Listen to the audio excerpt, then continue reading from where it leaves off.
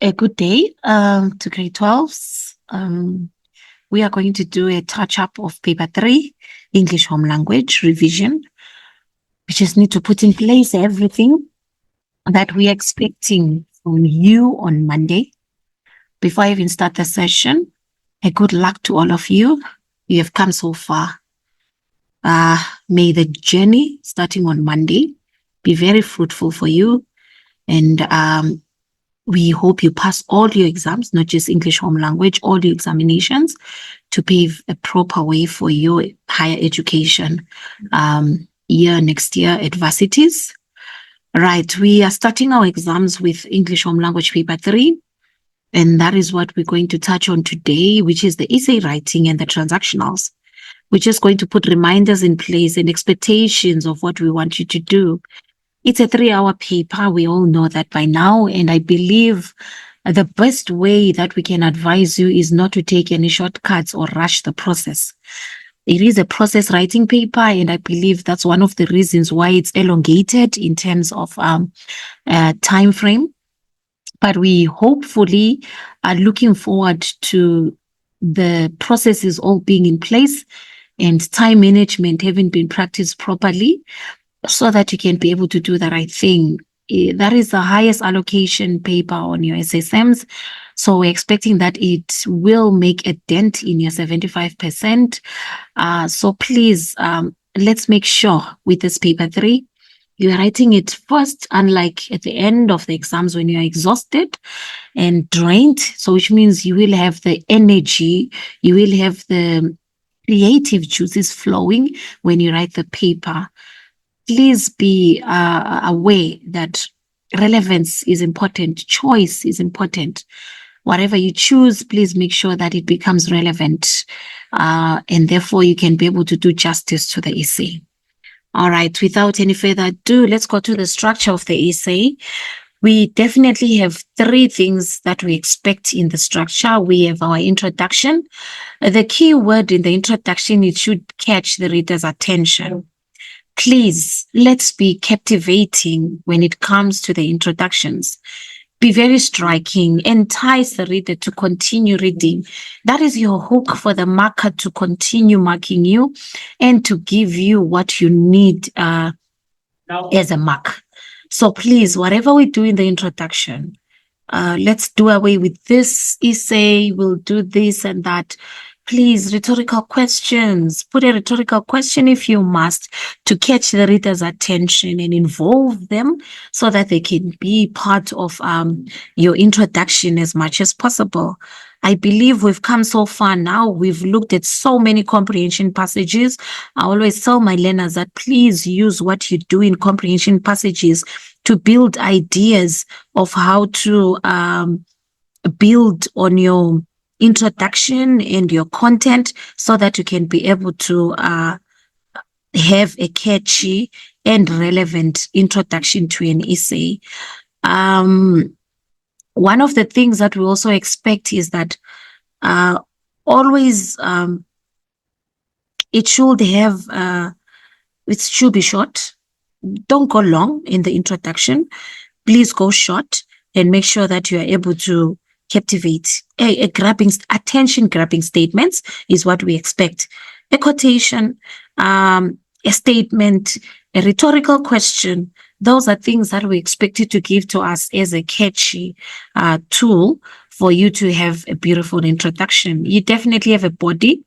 This is the full content of an essay where you exhaust all your ideas. Avoid redundancy, please. We have a tendency of redundancy. The only reason you'll be redundant in your content is because you chose the wrong topic and therefore you don't have much to say anymore. So that's why I will advise you to make sure that choose your topic wisely.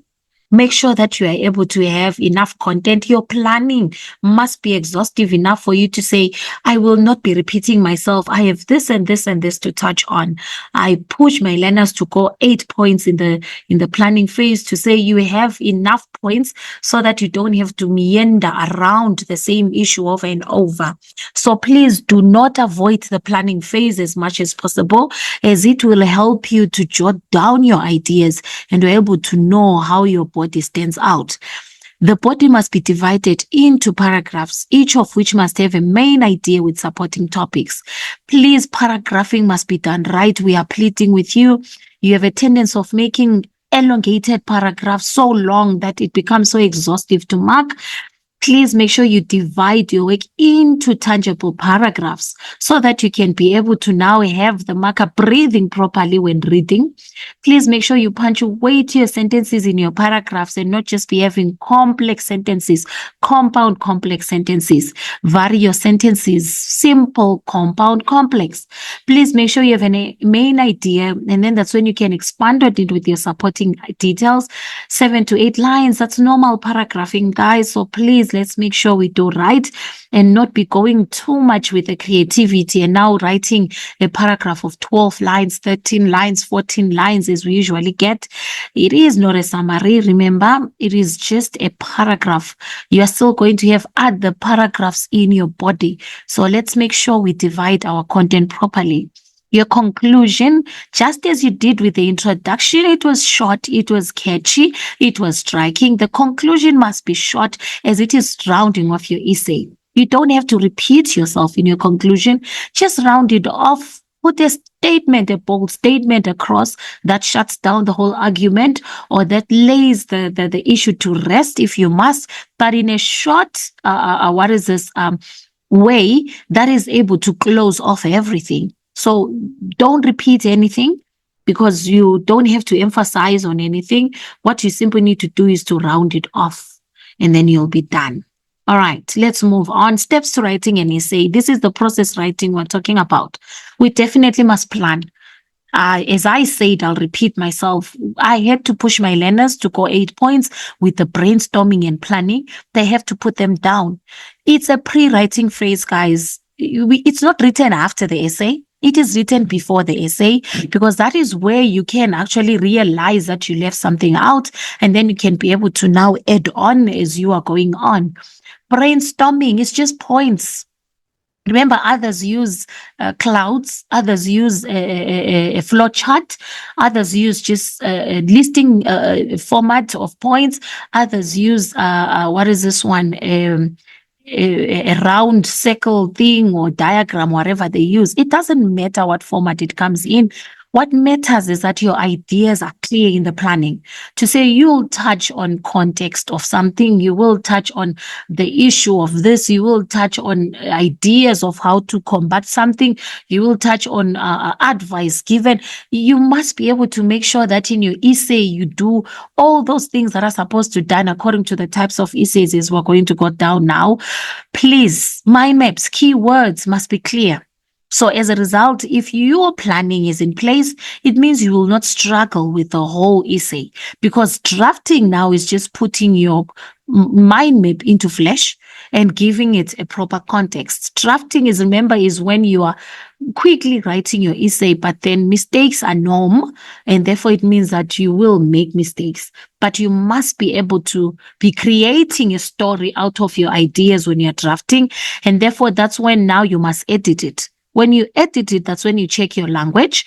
That's when you use your spellings, your construction, and everything that is supposed to be done. And then that's when now finally you have your final copy of your product. So let's make sure that we plan, we draft, we revise our draft, we edit our draft, and then we now write and publish our final essay. We said it's a process writing. It is a 50-mark question, just one question, 50 marks, which is very demanding. Let's look at the 5 types of essays. I advise that you choose your essay topic based on the type of essay you want to make it. I will repeat myself. Please, let's choose the essay topic based on the type of essay that you want to make of it. So when you are taking a question and saying, this is question number 1, this can be a narrative. That's what you do first. This can be a narrative. This can be a descriptive. This can be an argumentative. It means that you'll be able to say, but I can do very well in a descriptive essay. I'm not sure about a narration, so let me leave it and make this question a descriptive. That's how you write your essay. Then you know very well what type of essay you're supposed to produce. So don't just choose an essay based on the sounding of words for you to say, this sounds fine for me, or this sounds better. I don't know better than what, because you are supposed to make sure you make sense of the question and what type of essay it's supposed to come out as. Our types of essays will go quickly. It's narrative, it's a descriptive essay, it's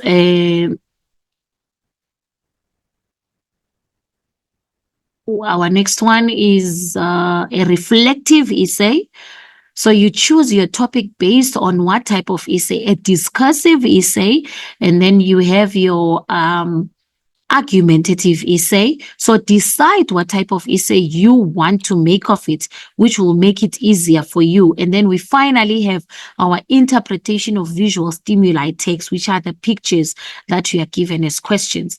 Those are the type of essays that we're going to look at today as we see, but we're going to go back a little and talk about this and see how we make of it, because I think we need to just revise the tenets of what we call a narrative essay, a descriptive essay, relative, argumentative essay, so that we can be able to put our thoughts in place to say, what exactly are we expected to do in these essays? It doesn't matter what type of essay you choose. What matters is, do you know what's supposed to be done in that type of essay? You'll be fine if you decide on it that way. Our first type of essay is a narrative essay. It tells a story or tells of a past event. It does not have to be true, really, or based on a true event or on your own life or experience. So it can be written in any perspective. Remember, it's creativity. So as a result, it can be a past event based on something that you read somewhere, something that you heard somewhere, then you put some flesh into it. So ideas are coming from various sources, something that we saw in our past, something that we came across in our past, experiences that we've even read about. So those are the things that we're talking about. Features of a narrative essay: we watch TV a lot, so those are some of the things, but please don't make it unrealistic. It must be realistic. The essay must have a very strong storyline and be very convincing if it is fiction.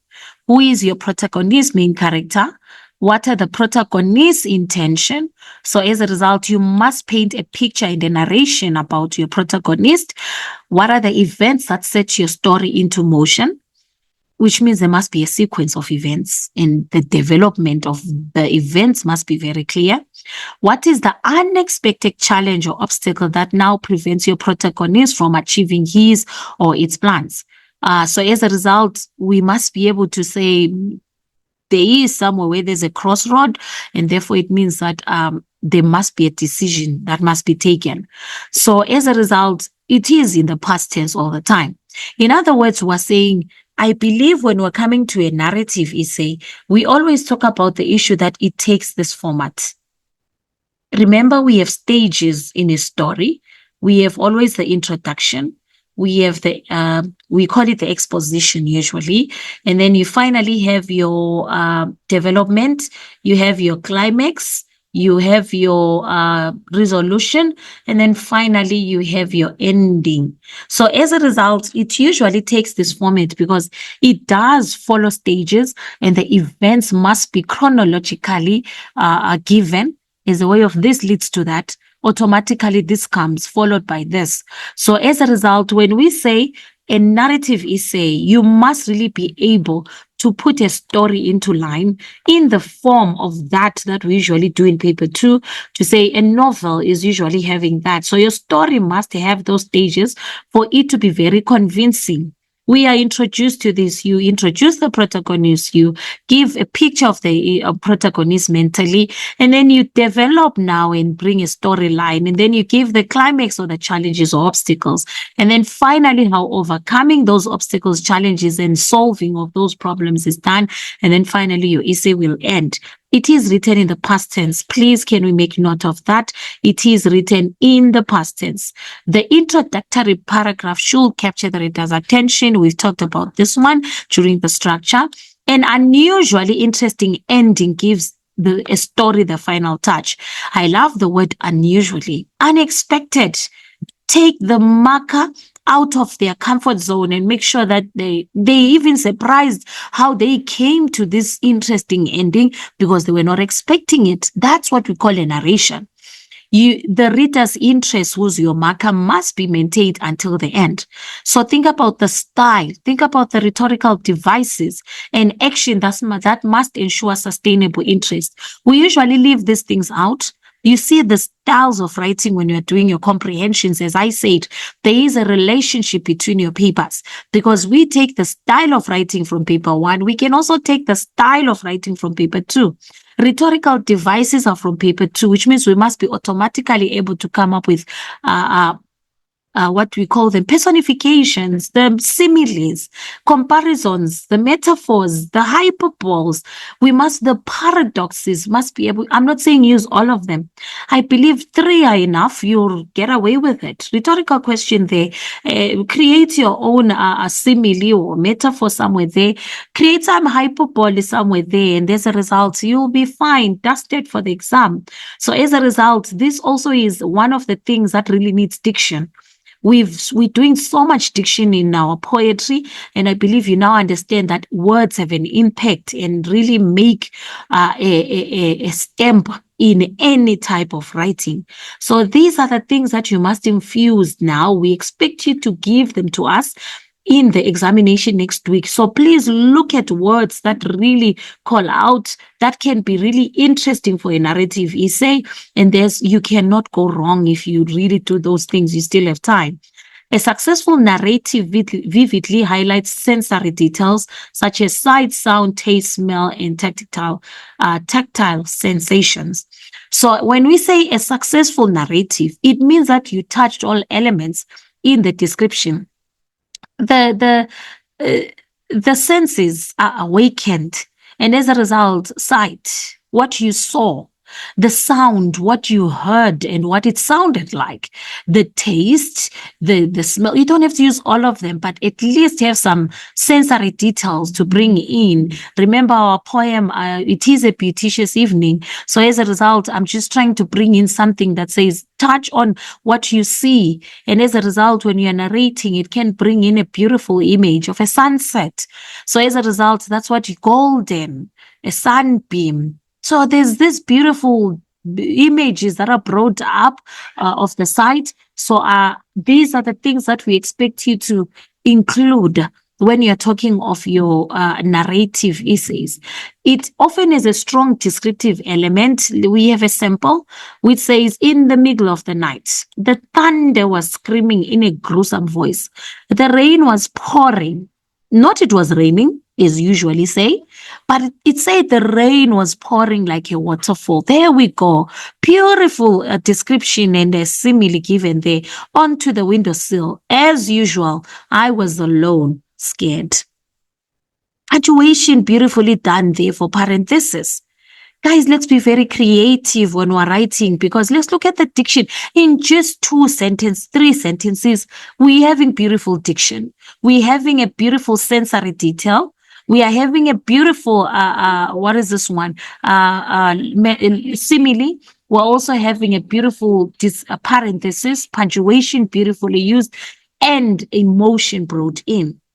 So let's not say things in a mere way.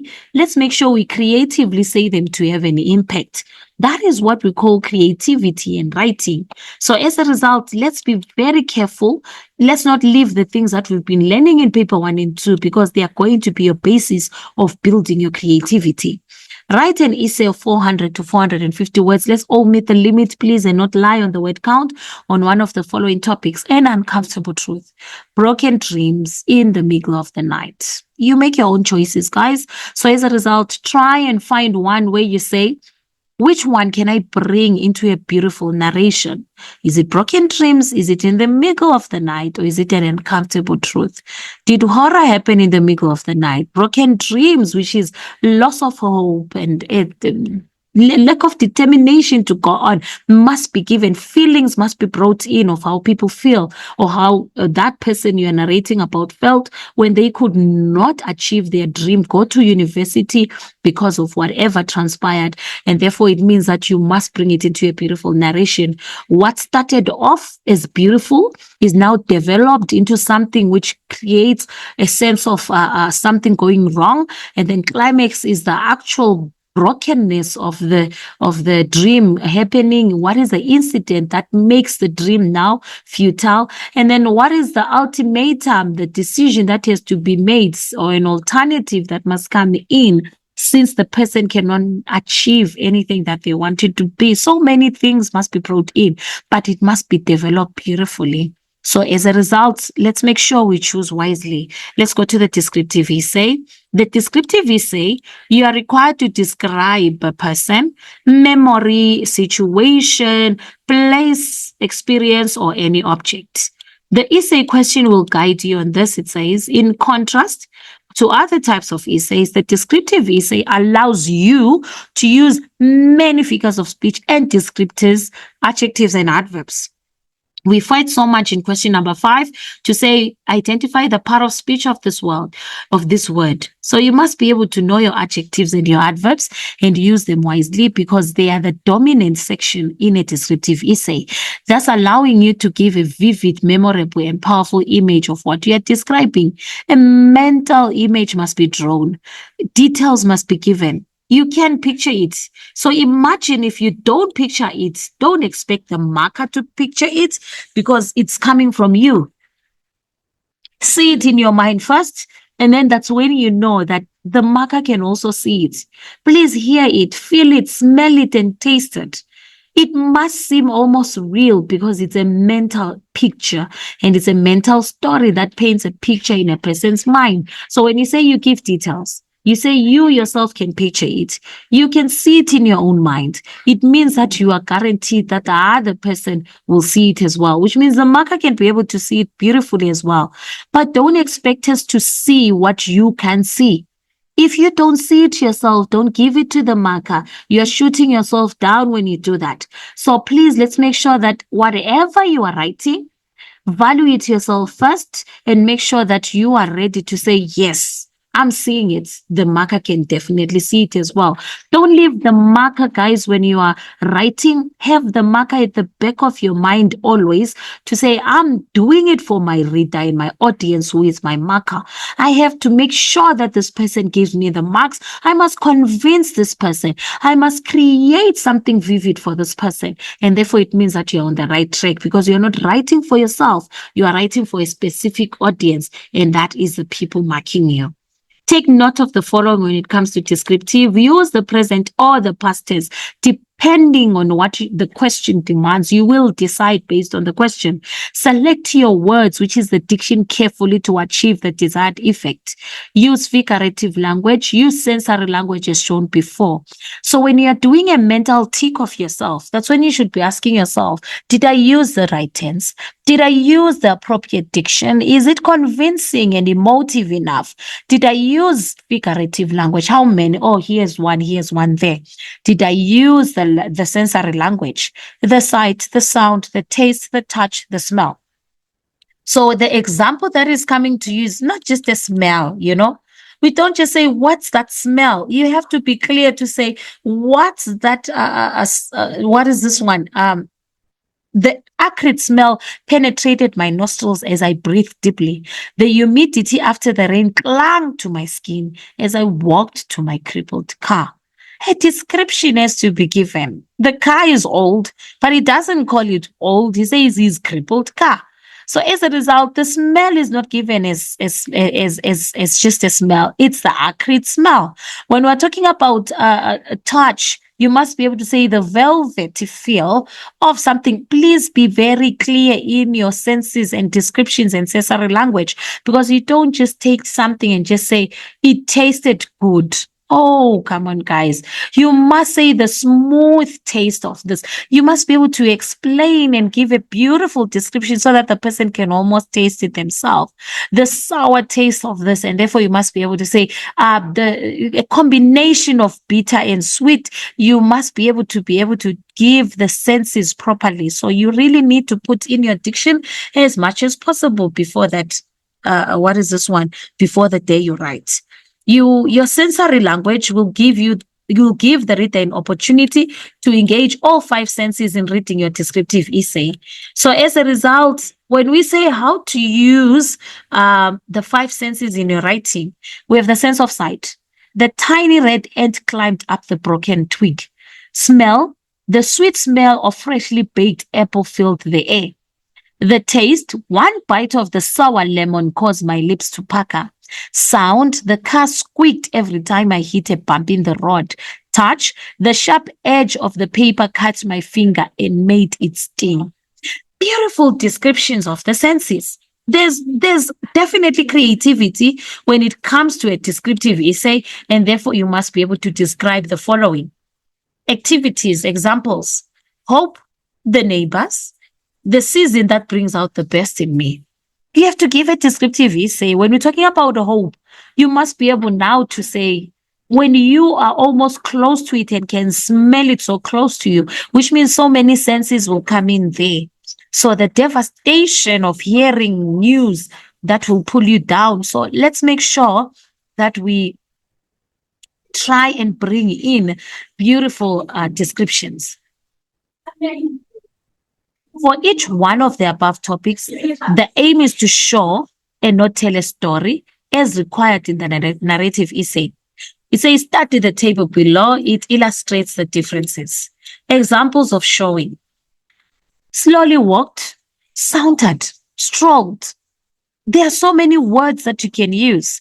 So as a result, when we say how you look at things, he glared, angrily looked at something, longingly looked, ogled at something, couldn't stop gaping. So there are so many ways. These are just examples of you to say, broaden the horizon of your descriptions and your diction. Talking loudly, shouting, bellowing, softly talking, whispering, mumbling, sitting, perched, resting, circled, plopped or plotted. So many words, clumsily, angrily, quickly. So those are the things that you can bring in and show that you are taking them to something that is going to give them a vivid description for you. Now that you are aware of what trying is, those are examples that you can use for yourself as you are practicing in preparation. Telling, some help, showing, you'll do them on your own and try and infuse them in your revision of saying, I'm not sure how to develop my diction, so let me use this activity. So you can use them to make sure that it takes you just a few minutes for you to say, let me try and put in some descriptions for myself and see if I can do that. All right, I'm going to move on to the reflective essay. In a reflective essay, the writer contemplates an idea and gives his or her emotional reactions and feelings. The writer could, for example, reflect on dreams or aspirations. It presents a set of thoughts and ideas about a topic with no particular attempt to argue for or against anything. What is a reflective essay? Analysis is done. It's an analytical piece of writing. There is a description, but it doesn't end there. The description is accompanied by the reflection of that description. Describe the facts that made up the event or the experience. Set the scene and make it clear.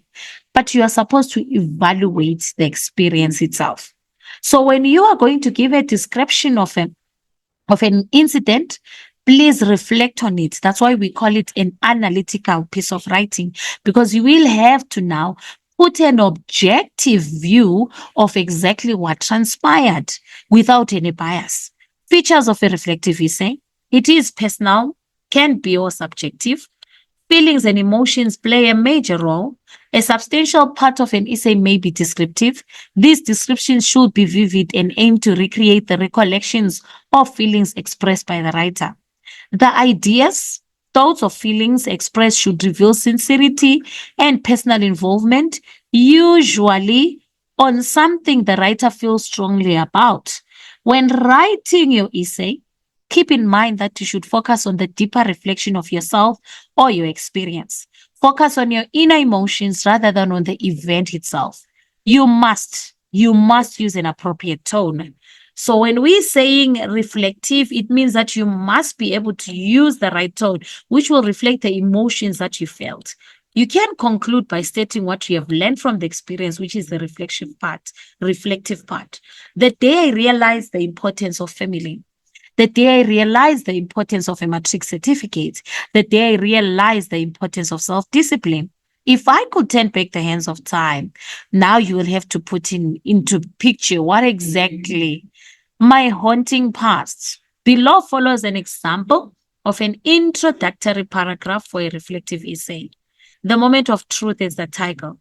Everyone has that one moment which changes one's life. A moment that one wishes had never happened. A moment that one cannot avoid or escape. That is a moment of truth.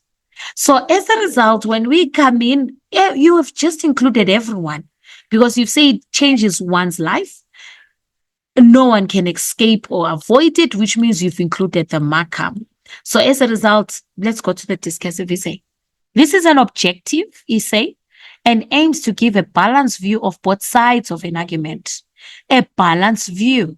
The writer considers various aspects of the topic under discussion and presents opposing views impartially.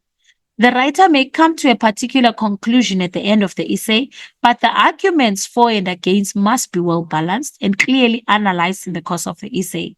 Some grade 12s usually call it a 50-50 essay because that's when they can differentiate between a discursive essay and an argumentative essay. They understand that when we say it's a 50-50 essay, it means you will give the benefits, you will give them the disadvantages as well. But you are not going to take a side or be biased towards one side. It means you are presenting both. And as a result, you are making the marker aware because you are discussing. So as a result, it means when you say balance, it means both sides will be presented in a balanced way. And as a result, you're reflecting on both sides without taking any one side. Be rational and objective in presenting your viewpoints.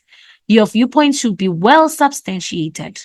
Your tone should be unemotional. It means you are not taking a side, unemotional, because you are presenting both. Statistics for both must be there. 50% of people do not do this. 50% of that do not do that. So as a result, that's when we are supposed to make sure that when we say unemotional, it means that you are able to present an objective view of both sides. And they must be both convincing without one being condescending on the other. Come to a particular conclusion at the end of the essay and make sure that you close it properly.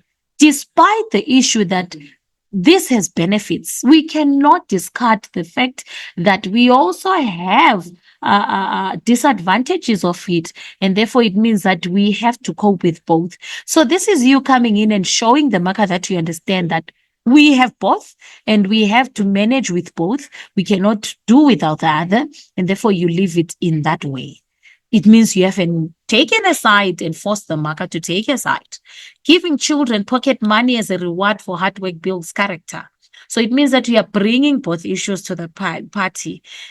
Giving children pocket money, rewarding them as a reward, it means that the child has to do something first before they can be given. It means the child will understand that hard work pays off, and therefore character is built to say, be disciplined enough to have an idea that for you to get something, you must do something first. So you are discussing. Your future is not created by others, but by yourself. There are two sides to there.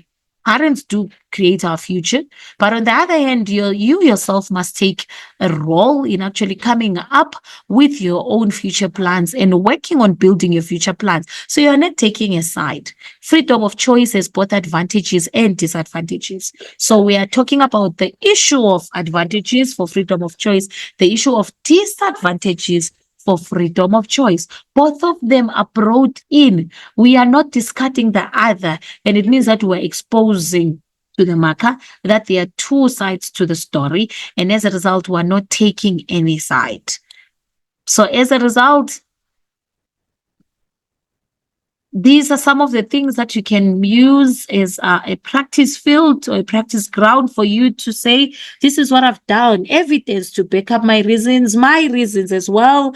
You could argue that, but here's the weakness there. Pros and cons will come in, weigh all the evidence and make a conclusion. A strong finish at that. Introductory paragraph for a discursive essay.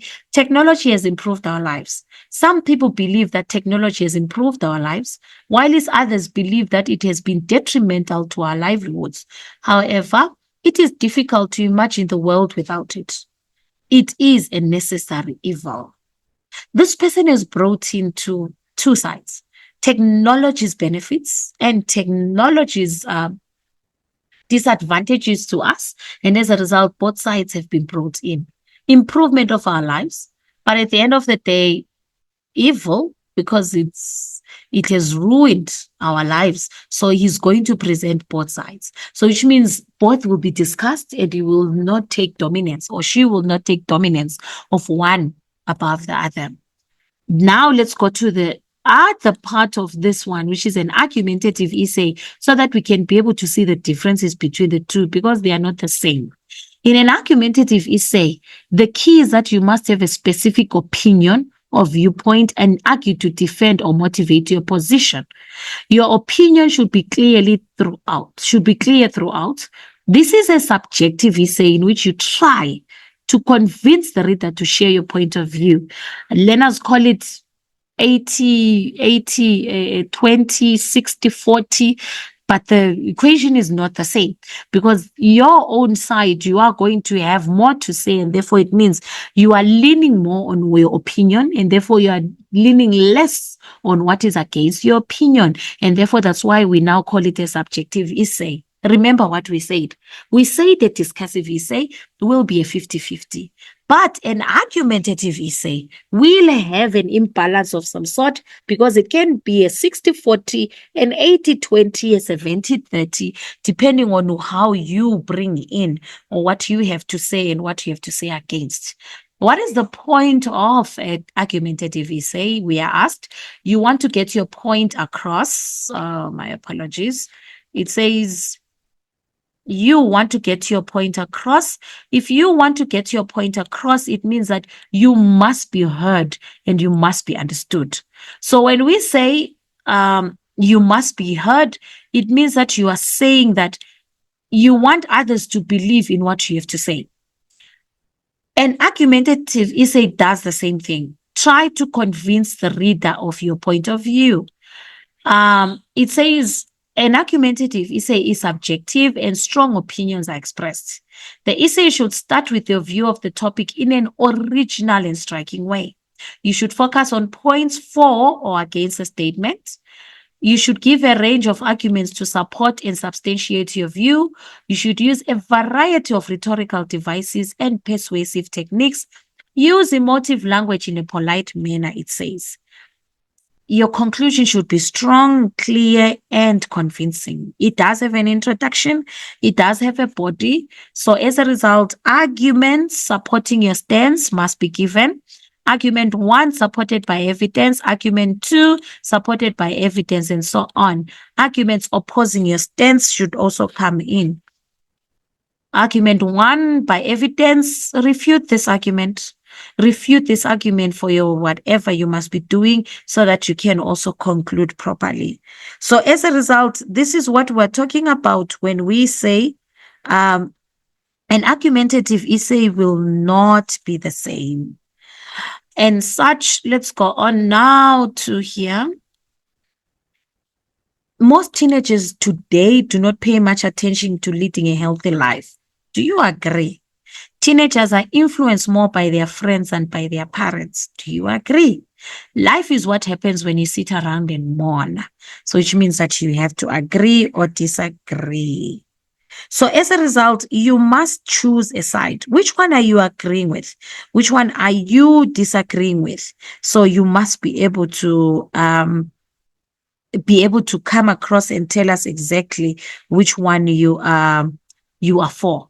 In order to thrive in this competitive world, it is necessary to appreciate the value of constructive criticism.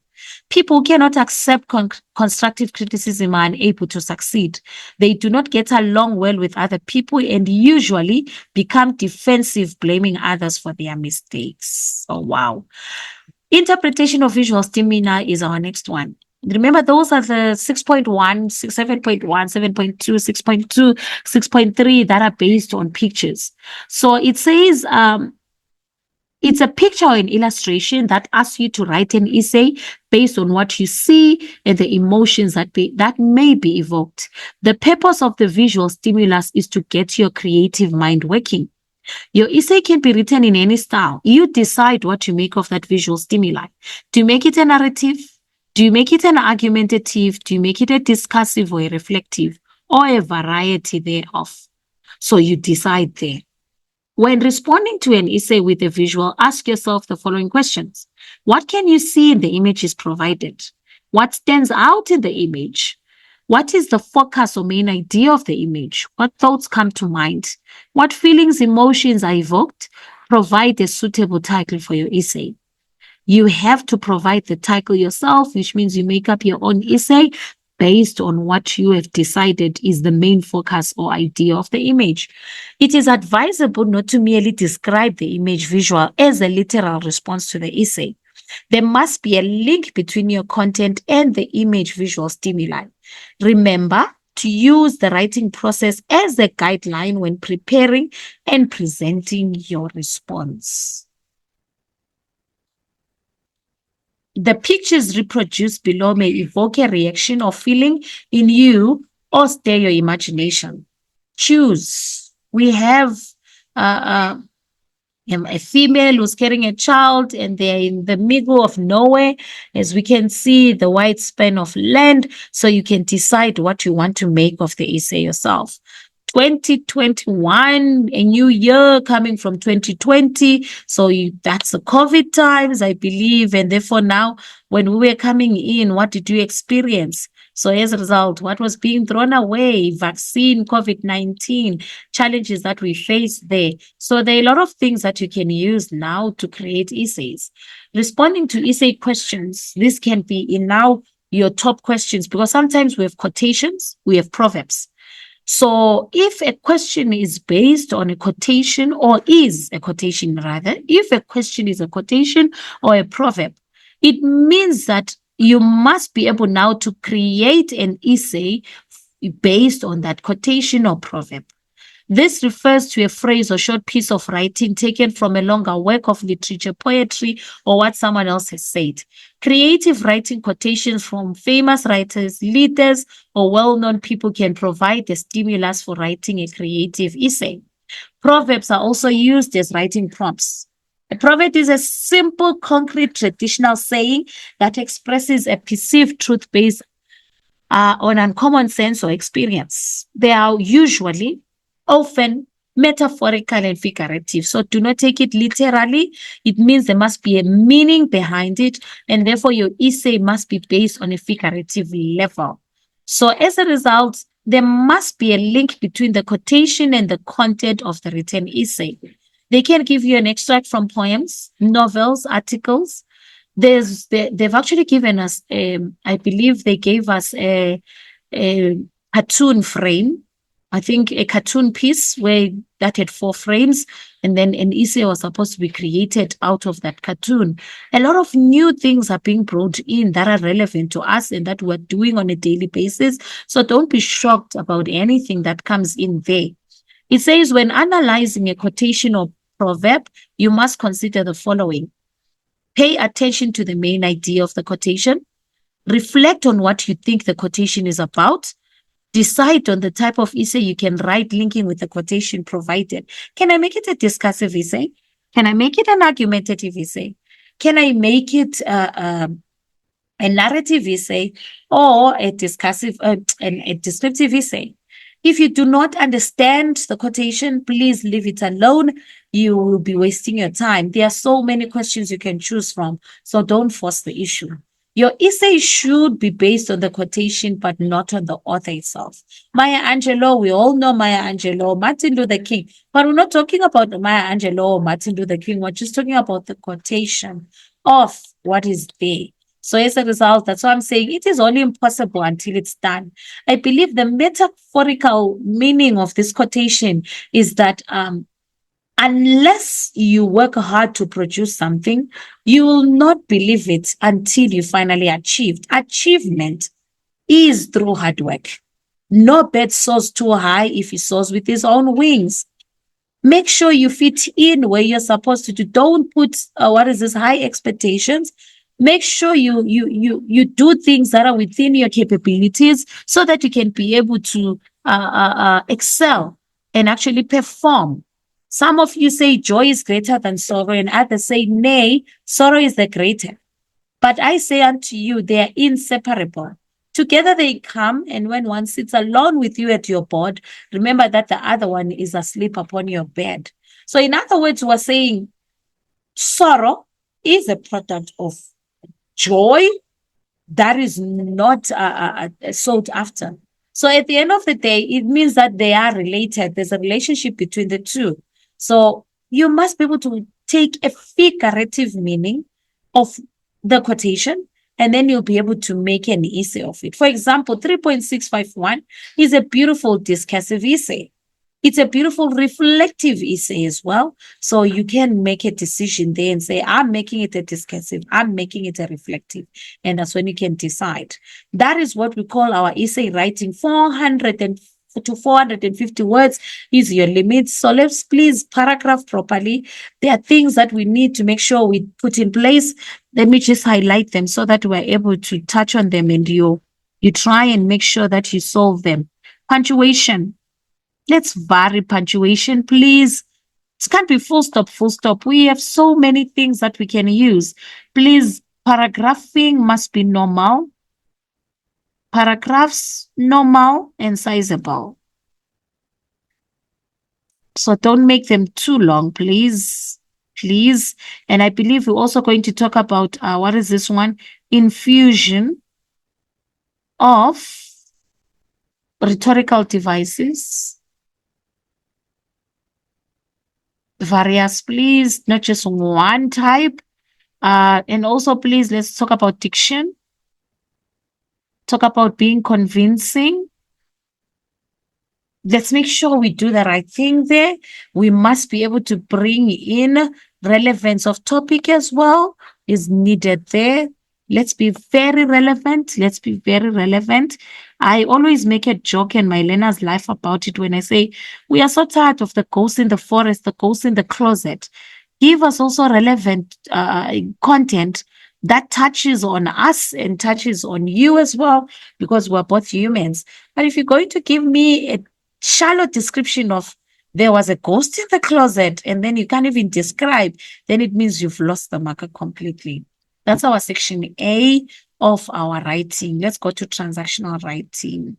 Transactional writing is our section B, and I believe we are here. We're on a 180 to 200 words as grade 12s, and therefore it means that all transactional pieces must be done that way.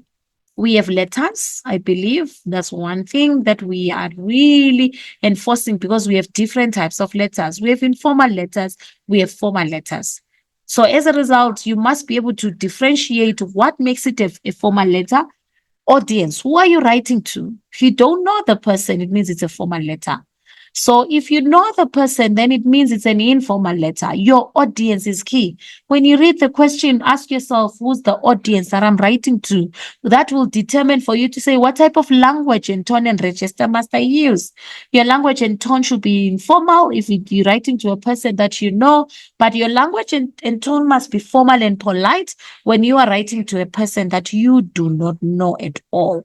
So keep in touch with someone you know or are related to, or that's what we mean by informal.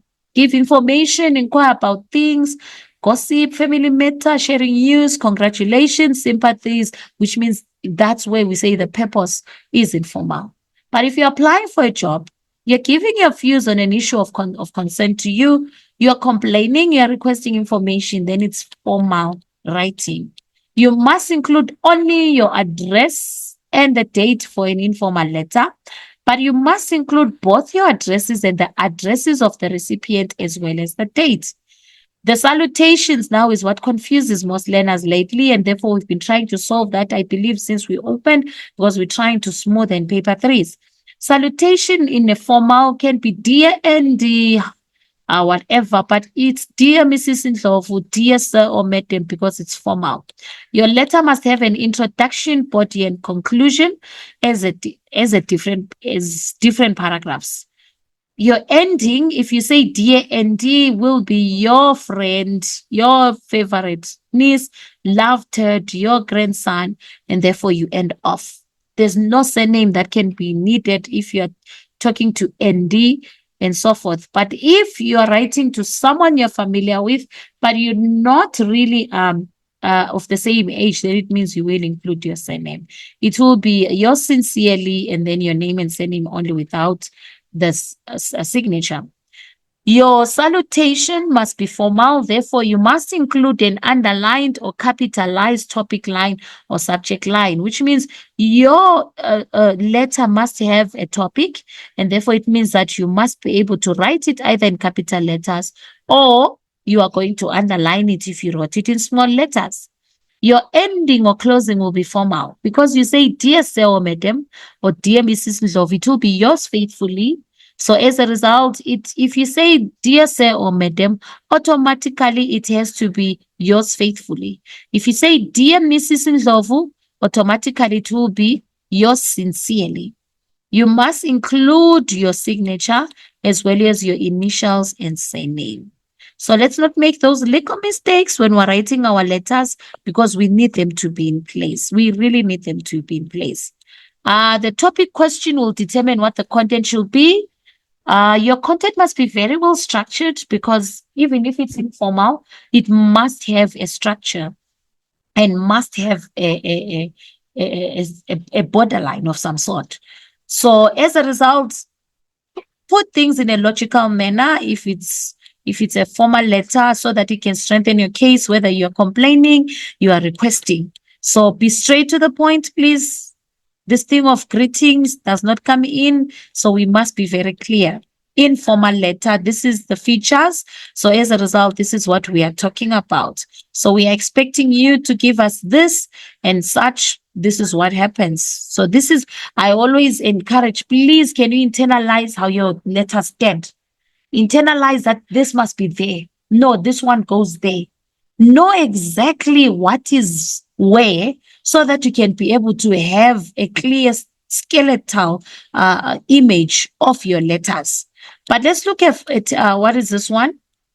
Another informal letter. I think we realize they're giving you clues there of how you can do that. They're simple as a teacher has helped you overcome your fear of mathematics and wants to be able to get you improve your marks and pass the subject with distinction. Write a letter thanking him or her. So just use those letters, please, to try and make sure that you seal them in, and then you'll be able to put them in place. I believe when it comes to formal letters, these are the things that we expect you to give. Dear Miss Smith, Mr. Smith, or dear Sir or Madam. So as a result, I am writing with reference to, I am writing in response to. Get straight to the point of writing your letter. The body of your letter must be containing all the relevant information, and therefore it means that that's where the complaints will be brought in logically or whatever it is. I look forward to hearing from you. I hope you respond at your earliest convenience. Thank you in advance for your consideration. Please find enclosed if it's an application and it's a CV. So as a result, please let's make sure that we do the right thing. A letter of request. There are a lot of things that you can inquire about. They just gave you what is this one? A sampler there. So as a result, they said, we wish to go on holiday to the Kruger National Park in September, but need more information before making a booking. Write a letter requesting all the necessary information you need regarding the planning of your trip. State why you're writing the letter, please. You can inquire about the following: availability of accommodation on selected dates, costs involved, number of people to be accommodated, type of adventure packages which are very much available. There are the facilities being offered. You can find out so that you can be able to know. Conclude using appropriate sentences, and therefore I look forward to hearing from you. So as we said above, as a result, we have different types of letters. Letter of complaint, express your dissatisfaction, disappointment. Don't be rude. Don't be offensive. Don't be sarcastic. Please just state your purpose and politely state your complaint. I am particularly unhappy about. I am sorry to have to inform you about. Sadly, the product that I purchased recently from you, I am writing to complain about. So let's use those regular, polite ways of complaining so that you can be heard. But the minute you're offensive, you will not. So as a result, those are the samplers. Know what you put and exactly where things go. So as a result, letter of editor to the press is the only one that does not have a dear. Let's remember that. It's strictly sir or madam. So as a result, it is a letter like any normal, but please understand, we do not have the dear in our salutation. We have everything else, and as a result, we must be able to do that. And as such, that's where now we are supposed to specify the editor, and then now we write the address after that. In the name of the newspaper, I believe. So let's make sure that we do it right.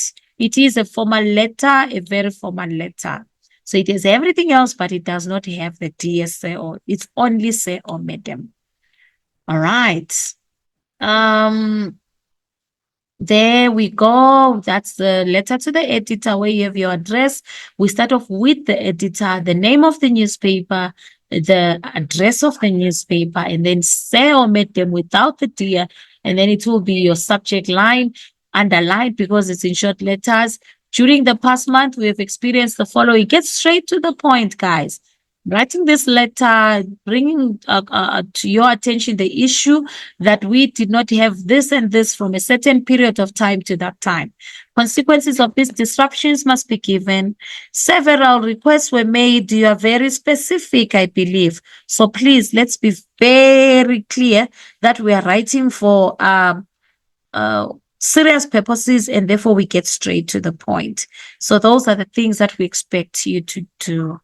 All right, those are our letters. We have so many types of letters. Please make sure that we understand them, and then we can be able to bring them across. All right. I believe I'm going to go to letter of application next. I'm going to go to the letter of application. Letter of application, I believe we're talking about the address of the sender, date, the recipient, address of the recipient, salutation, subject line. All right, there's our sample. I wanted to get straight to the sample there. You have samples here, guys. Take time, look at them, and make sure that you internalize where things go. And it says your address, your date, the manager, the name of the firm, and the address, your salutation, application for the post of the one that you are specifically applying for must be given. Let's be very specific, guys. Let's be very, very specific. Or else we are really going to have a problem if you are not specific of what you are applying for. I, so and so, would like to apply for the post of specify as advertised in the name, magazine, newspaper, website. Give details of yourself, your qualifications. Make up, it says any fictitious name, please make up your own if not provided in the topic. Dates the advertisement on the magazine or newspaper website appeared. Those are the things that you must give. And then I believe it's mentioned characteristics, talents, special achievements, skills, experience, anything that makes you the best suitable candidate for this specific job. I hope my application will be considered favorably. Is your ending. Remember, we always have a one-line paragraph ending letters. Yours faithfully, you sign, and then you are done. So as a result, that's you have certain, what is this one there? Sometimes a CV has been called for. So as a result, these are the things that we are going to talk about. Personal details, formal qualifications, I believe there's a caption that starts off. Owner of the CV's full name, surname and names, curriculum vitae of Jabangobo. They must be listed in a consistent and orderly manner. The rest of the details, give its section a subheading, personal details, formal qualifications, work experience, referees. People will verify your details, must be given. They should not be your relatives or friends. It means it must be your former job, your former school, etc. So as a result, please note if they request for a CV and a covering letter, it means that they are two in one, they are combined. So which means your CV and a cover letter are assessed in combination. Both of them in unison must be 200 words. So a covering letter highlights the applicant's interest, strengths, key areas in applying for a particular position. It's shorter than an application letter. The key word is that the covering letter is shorter. So information that you put on the CV should not be included in the covering letter. Right, there's your sample of a CV. And then finally, you have your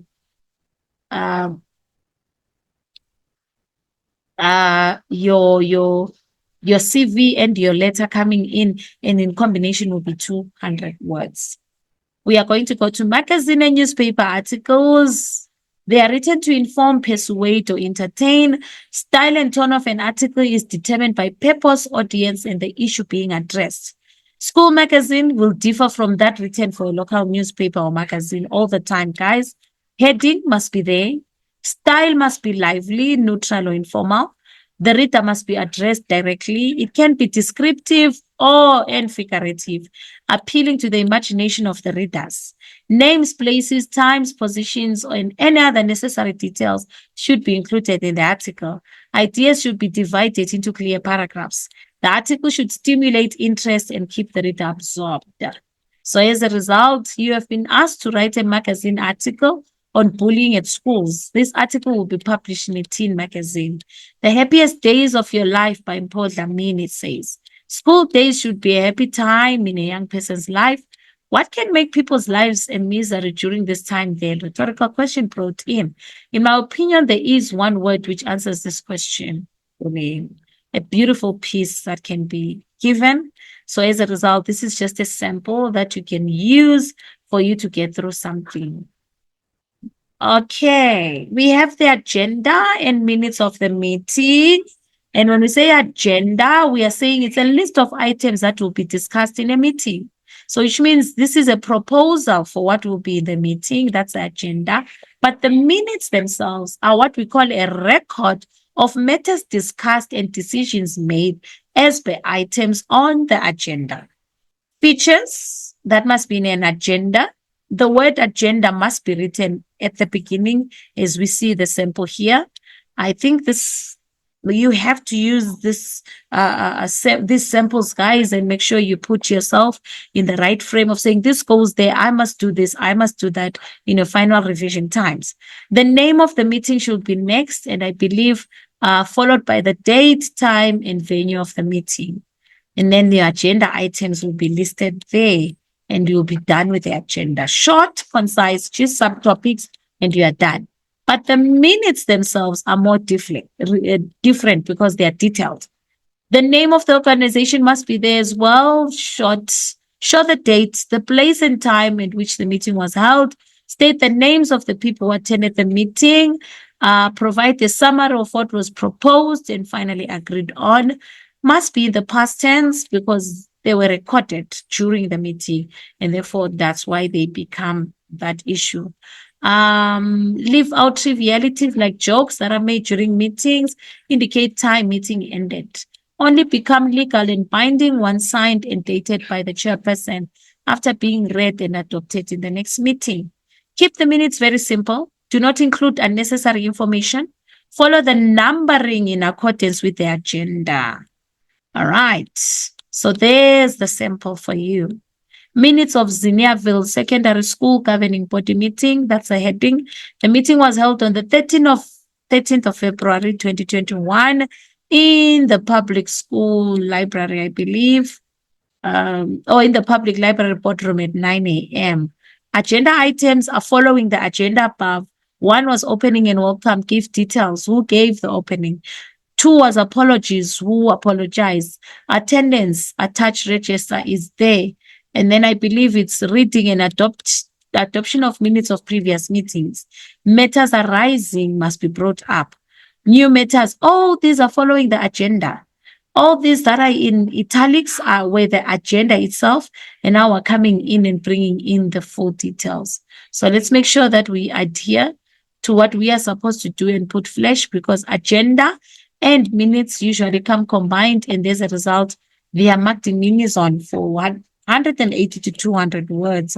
So as a result, that's something that must happen as well. Okay.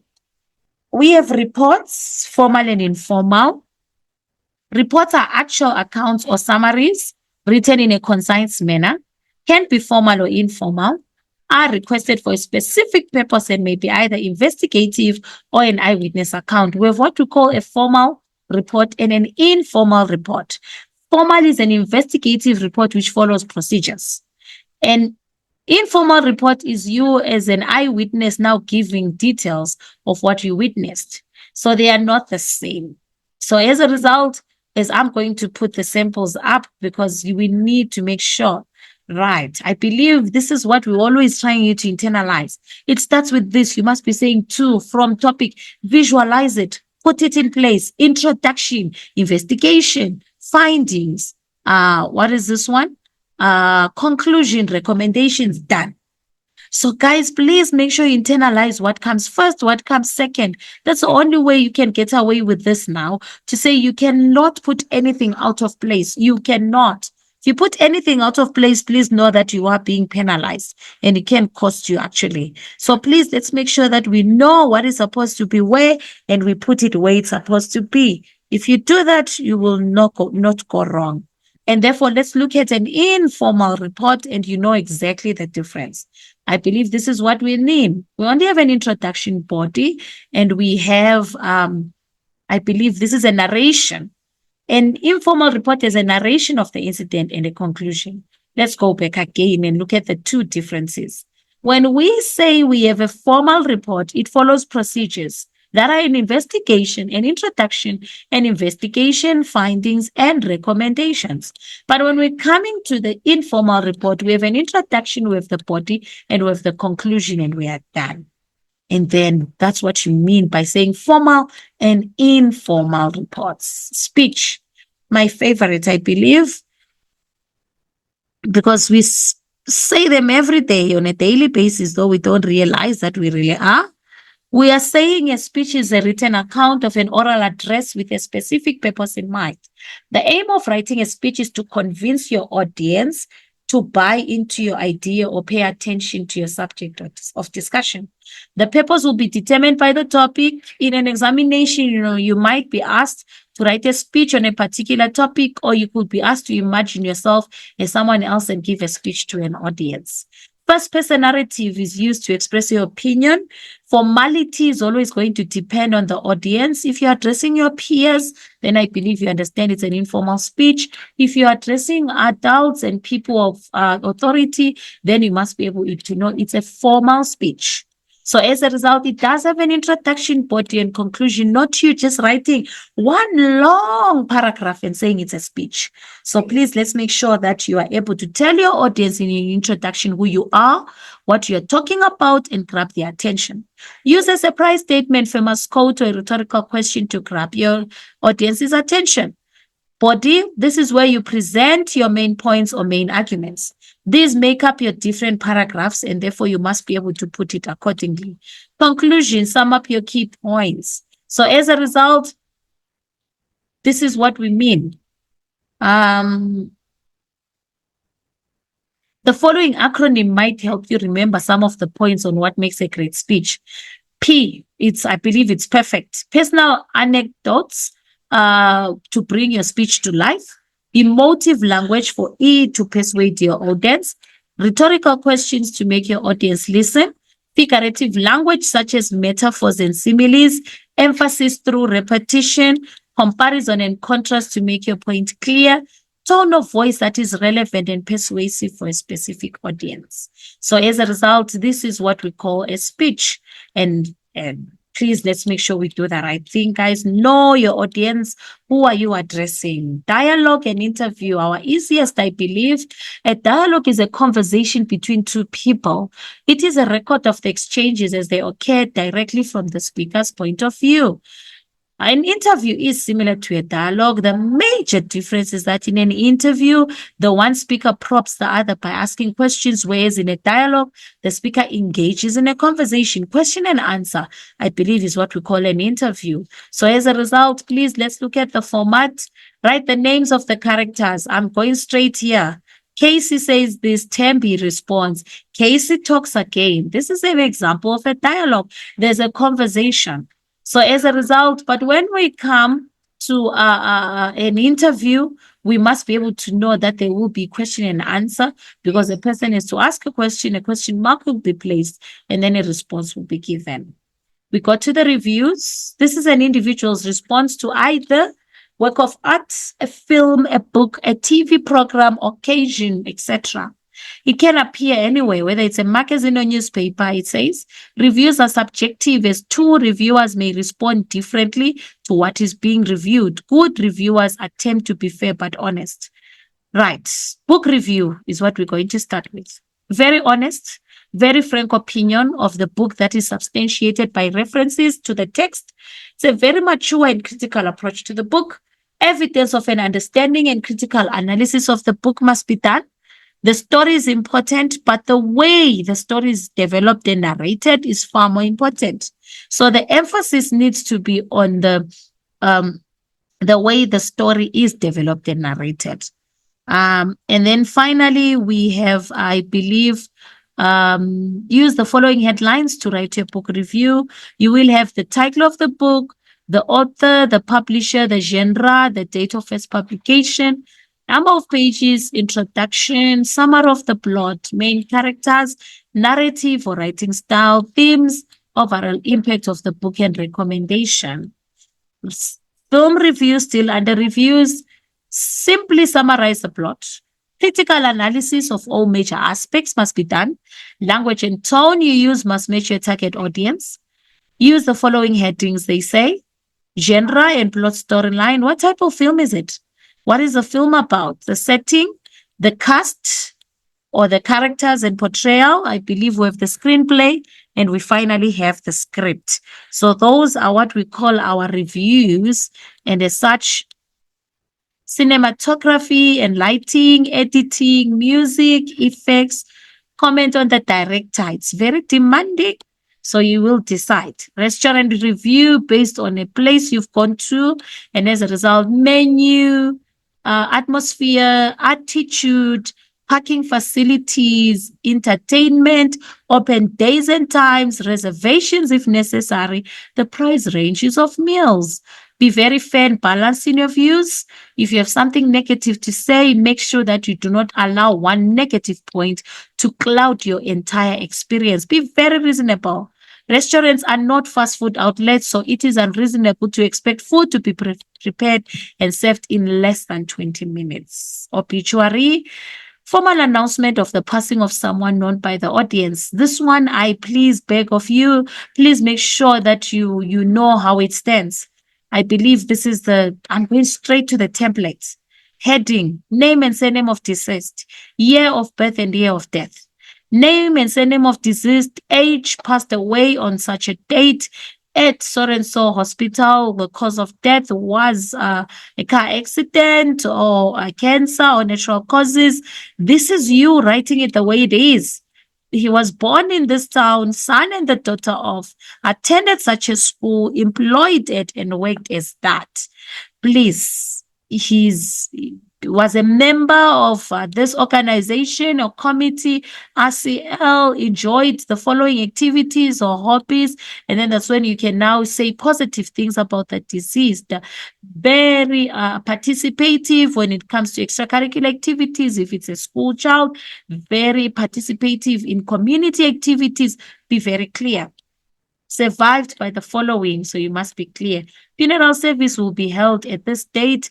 remembered for this and that, and therefore you are done. There is no rest in peace. I will repeat, there is no rest in peace. Thank you very much. So please do not include it. Let's go to the email.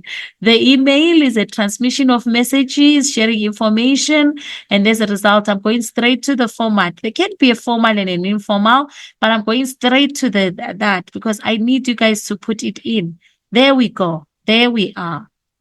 They've even told you from, to, carbon copy. Who has to receive the email? Date, subject, because BCC is optional. I didn't even go to it. It's optional. The opening, the body, the closing, and the such. If anything else, simple formats, guys. Know what comes first, what comes format, what comes next, and you'll be fine. Because I think I wanted a sample. This is how it stands. Look at it closely. Know what comes first. Subject is very clear. Guys, let's write transactionals and make them stand out beautifully the way they should stand. I encourage you, internalize your formats. Know what comes first, know what comes next, and know what follows. In that order, you will not get lost. There are so many activities in this booklet that you can use to plan for yourself. Do them. Go to your teacher, consult. I attempted this today. Please help me out and show me if I did the right thing. What about my diction? What about my tone? You will not go wrong. Practice will get you closer to your goal. So as a result, we've come to the end of our paper 3 transactionals. The questions are there. I'll repeat, please use them as much as possible. I wish you all the best in your preparation, as I hope it will turn your mind around to say, I must practice this. I'm not sure of how to write an email. Let me do it. I'm not sure how to write a report. Let me do it. You will not go wrong. Practice and be ready for Monday. I wish you all the best in your first examination and in all the examinations that will come. Prepare, prepare, prepare. A good day to you all.